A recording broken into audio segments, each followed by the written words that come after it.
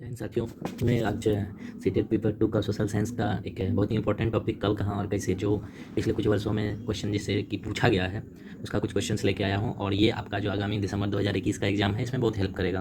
तो आइए देखते हैं क्वेश्चन को। पहला क्वेश्चन कह रहा है 19वीं शताब्दी के मध्य में ब्रिटिश इतिहासकार भारत के इतिहास को 3 कालों में विभाजित किया था। हिंदू भारत, मुस्लिम भारत और ब्रिटिश भारत। इस विभाजन का आधार क्या था? जल्दी से बताएं। आपके सामने ऑप्शन रहा, आप देख सकते हैं ऑप्शन, और जल्दी से बताएं इसका आंसर क्या होगा। बिल्कुल सही, ये सीटेट जून 2011 का पूछा हुआ क्वेश्चन है और इसका आंसर पहला सही है। इस विचार पर आधारित है कि शासकों का धर्म एवं महत्वपूर्ण इतिहास परिवर्तनशील था। आइए क्वेश्चन नंबर हम लोग देखते हैं 16 को, जो ये भी किसी न किसी एग्जाम में पूछा गया है साथियों, और ये सारे क्वेश्चंस आपके एग्जाम के लिए बहुत महत्वपूर्ण होने वाले हैं। निम्नलिखित में कौन सा कथन प्राचीन हस्तलिपि के संदर्भ में सही नहीं है? वे प्रायः तारपत्रों पर लिखी हुई थी, वे जिस काल को प्रदर्शित करती हैं उस काल का मुख्य स्रोत हैं, वे हस्तलिखित थी और उसके बाद मुद्रित की गई थी, कुछ हस्तलिपियां पत्थर या धातु पर उकेरी गई थी। जल्दी से बताएं क्वेश्चन नंबर 16 का सही आंसर। बिल्कुल सही कहा आपने, क्वेश्चन नंबर 16 का दूसरा ऑप्शन सही है, वे जिस काल को प्रदर्शित करती है उस काल का मुख्य स्रोत है। आइए क्वेश्चन नंबर 17 को देखते हैं। इतिहास कब प्रारंभ हुआ? दोस्तों बताएं कि इतिहास कब प्रारंभ हुआ? जब मानव सभ्यता का प्रारंभ हुआ, जब मानव स्मृति आरंभ हुई, जब लिखित स्रोत उपलब्ध होने लगे, उपरोक्त में से सभी। जल्दी से बताएं इसका आंसर क्या होगा। नहीं, उपरोक्त सभी नहीं होगा। आपको लगता है कि जब भी दिखे उपरोक्त सभी तो इसको टिक कर देना है, ऐसा नहीं है। इसका करेक्ट आंसर है ऑप्शन नंबर 3। ऑप्शन 3, जब लिखित स्रोत उपलब्ध होने लगे तभी जो है हम लोग इतिहास कहते हैं। उस जहाँ का कोई प्रत्यक्ष प्रमाण नहीं था, चीज़ें अवेलेबल नहीं थी, उसको हम लोग इतिहास नहीं कह सकते हैं। आइए क्वेश्चन नंबर 18 को देखते हैं। इतिहास के संदर्भ में सही कालक्रम है। इतिहास के संदर्भ में सही कालक्रम, जल्दी से बताएं। बहुत इंपॉर्टेंट क्वेश्चन है और ये सबसे फेवरेट क्वेश्चन होता है सीटेट या किसी भी टेट का। इतिहास के संदर्भ में सही क्रम कौन सा है? जल्दी बताएं इसका आंसर क्या होगा। 18 का ऑप्शन आपके सामने है। 18 का बिल्कुल सही, पैलियोलिथिक, माइक्रोलिथिक, नियोलिथिक और मेगालिथिक। इस क्वेश्चन को, ये भी क्वेश्चन है, आप इसको भूलिएगा नहीं। सबसे पहले पैलियोलिथिक, फिर माइक्रो, फिर नियो और तब मेगा। आप सबसे पौ से प्राचीन याद रखिएगा, पौ से पैलियोलिथिक याद रह जाएगा, फिर मध्य याद रखिएगा तो माइक्रो याद रह जाएगा, नया याद रखिएगा तो नियो याद रह जाएगा, नया कहिए या आधुनिक कहिए, और मेगा उससे भी बहुत बड़ा तो सबसे लास्ट में मेगा होगा। चलिए अगला क्वेश्चन देखते हैं, क्वेश्चन नंबर 19 को। जल्दी से बताएं दोस्तों, क्वेश्चन नंबर 19 का करेक्ट आंसर क्या होगा। भारतीय इतिहास को प्राचीन, मध्य और आधुनिक कालों में, अभी हम लोग बात कर रहे थे प्राचीन, मध्य और आधुनिक कालों में विभाजित करने में समस्याएं भी हैं। निम्नलिखित में से वह समस्या कौन सी है? आपके सामने ऑप्शन रहा। त्रिविभाजन भारतीय राज्यों की क्रमिक प्रगति को दर्शाता है। 3 काल भारतीय इतिहास को वर्णित करने के लिए अपर्याप्त है। यह संकल्पना पश्चिम से ली गई है। भारतीय इतिहास में प्राचीन और मध्य तथा मध्यकाल और आधुनिक काल में अंतर स्पष्ट प्रदर्शित करती है। जल्दी से बताएं क्वेश्चन नंबर 19 का सही आंसर क्या होगा। बिल्कुल सही, इसका ऑप्शन नंबर 3 सही हो जाएगा। ऑप्शन नंबर 3 इसका सही हो जाएगा। ऑप्शन नंबर 3 इसका करेक्ट हो जाएगा। Option number 3। अगला क्वेश्चन आइए, क्वेश्चन नंबर 20 को देखते हैं। ऐतिहासिक स्थल वह है जहाँ, ऐतिहासिक स्थल किसको कहते हैं? जल्दी से बताइए। ये सब क्वेश्चन बहुत छोटा छोटा होता है लेकिन बहुत ही इंपॉर्टेंट है आपके एग्जाम पॉइंट ऑफ व्यू से। सारे चैप्टर्स हम एक एक करके डालेंगे, जितने भी क्वेश्चंस हैं आप उसको देखेंगे, ये आपके एग्जाम में बहुत महत्वपूर्ण रोल प्ले करेगा। आइए क्वेश्चन नंबर 20 का सही आंसर कुछ लोगों ने देना शुरू कर दिया है। बिल्कुल सही, अतीत के स्मृति से अवशेष मिलते हैं। जब तक कहीं पे अतीत का कुछ नहीं मिलेगा उसको ऐतिहासिक स्थल क्यों कहेंगे? आदिवासी जनजातीय लोग अपना पिछला लिखित रिकॉर्ड नहीं रखते हैं। वर्तमान के इतिहासकार आदिवासी इतिहास कैसे लिखते हैं?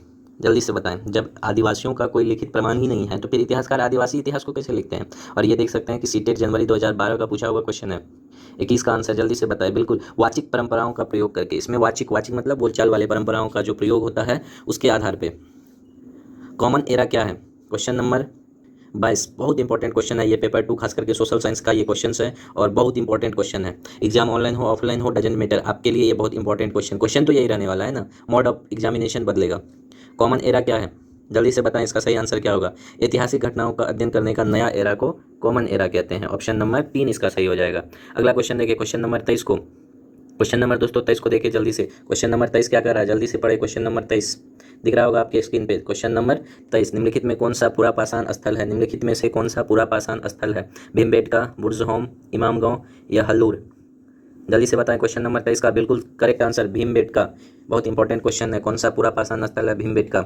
आइए क्वेश्चन नंबर 24 को देखते हैं। सन 2012 को निम्नलिखित में से किस प्रकार से भी लिखा जा सकता है? सन 2012, आपको BC और AD पता होना चाहिए, बहुत इंपॉर्टेंट है, खूब पूछता है ये सब क्वेश्चन और बहुत छोटा क्वेश्चन है लेकिन इंपॉर्टेंट क्वेश्चन है। क्वेश्चन नंबर 24 बिल्कुल AD लिखते हैं, BC लिखते हैं ईसा पूर्व में और AD लिखते हैं सन में। तो याद रखेंगे। अगला क्वेश्चन देखिए, क्वेश्चन नंबर 25 को जल्दी से। क्वेश्चन नंबर 25 देखिए दोस्तों। क्वेश्चन नंबर 25, मध्य प्रदेश में स्थित भीमबेटका एक पुरा स्थल है। यहाँ से एक और इंपॉर्टेंट बात निकल गया, भीमबेटका कहाँ है पूछेगा। पूरा पाषाण कालिक स्थल भीमबेटका कहाँ है, तो वर्तमान मध्य प्रदेश में है। जल्दी से बताएं। अभी हम लोग देखे थे एक किस टाइप का पूरा स्थल है। अभी क्वेश्चन नंबर देखिए 23 में इसका आंसर छुपा हुआ है। क्वेश्चन नंबर 25 का जल्दी से बताएं। महापाषाणिक, इसका आंसर हो जाएगा भीमबेटका जो है मध्य प्रदेश में एक पूरा स्थल है, और इसका करेक्ट आंसर हो जाएगा महापाषाणिक। चलिए क्वेश्चन नंबर अगला देखिए, क्वेश्चन नंबर 26 को। क्वेश्चन नंबर 26 आपके स्क्रीन पे ये रहा, जल्दी से देखिए, इसका आंसर बताएं। क्वेश्चन नंबर 26 कहता है किस स्थान पर मृतक को प्रायः ऊपर की ओर सिर करके दफनाया जाता है। किस स्थान पर मृतक को प्रायः ऊपर की ओर सिर करके दफनाया जाता है। क्वेश्चन नंबर 26 का आंसर जल्दी से बताएं। बिल्कुल मेहरगढ़ इसका सही आंसर हो जाएगा, मेहरगढ़। इतिहास हमारे संपूर्ण भूतकाल का वैज्ञानिक अध्ययन तथा लेखा जोखा है, ये किसने कहा था। कथन भी इंपॉर्टेंट होता है। 27 नंबर का आंसर बताएं। इतिहास हमारे संपूर्ण भूतकाल का वैज्ञानिक अध्ययन तथा लेखा जोखा है, यह कथन किसका है, जल्दी से बताएं। क्वेश्चन नंबर 27 का बिल्कुल सही, प्रो घाटे का ये आंसर इसका हो जाएगा 3। ऑप्शन नंबर 3 सही है, प्रोफेसर घाटे का यह कथन है। क्वेश्चन नंबर 28 को देखें जल्दी से। क्वेश्चन नंबर 28 आपके स्क्रीन पे ये रहा। क्वेश्चन नंबर 28, नीचे कुछ स्थानों एवं वर्तमान राज्य के नाम दिए गए हैं जहां अनाज और पालतू पशुओं के प्रमाण हैं। आपको पता होगा सिंधु सभ्यता, ये सब इंपॉर्टेंट क्वेश्चन बनता है प्राचीन इतिहास से। स्थल का नाम चिरांद है। चिरांद से क्या, चिरांद वर्तमान में कहाँ है, जल्दी बताएं। चिरांद एकमात्र ऐसा प्रदेश है, चिरांद मात्र एक ऐसा प्रदेश है। हाँ, सही सही सही, चिरांद एकमात्र ऐसा प्रदेश है जो बिहार में है। ये भी क्वेश्चन पूछता है, एकमात्र हड़प्पा सभ्यता का स्थल या सिंधु सभ्यता का स्थल जो बिहार में है वो चिरांद है, याद रखिएगा। तो 1 का 4 किस में मिल रहा है, ऑप्शन एक ही से करेक्ट हो गया। ऑप्शन नंबर 3 दोस्तों इसका सही हो जाएगा, 1 का 4 होना चाहिए। कोलडेवा, कोलडेवा कहाँ है, उत्तर प्रदेश में है।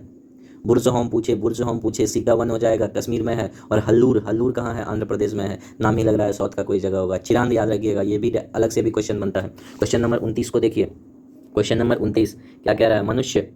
क्वेश्चन नंबर 29 कह रहा है मनुष्य ने कुछ क्षेत्रों में लगभग 8000 वर्षों पहले गांव में रहना आरंभ किया था। निम्नलिखित में से वे क्षेत्र कौन से थे, जल्दी बताएं। क्वेश्चन नंबर 29 का बिल्कुल सही, दक्कन तथा कोकन का क्षेत्र था जहां मनुष्य 8000 वर्ष पहले गांव में रहना आरंभ किया था, वह क्षेत्र था दक्कन तथा कोकन का, बिल्कुल सही। क्वेश्चन नंबर 30 को देखें।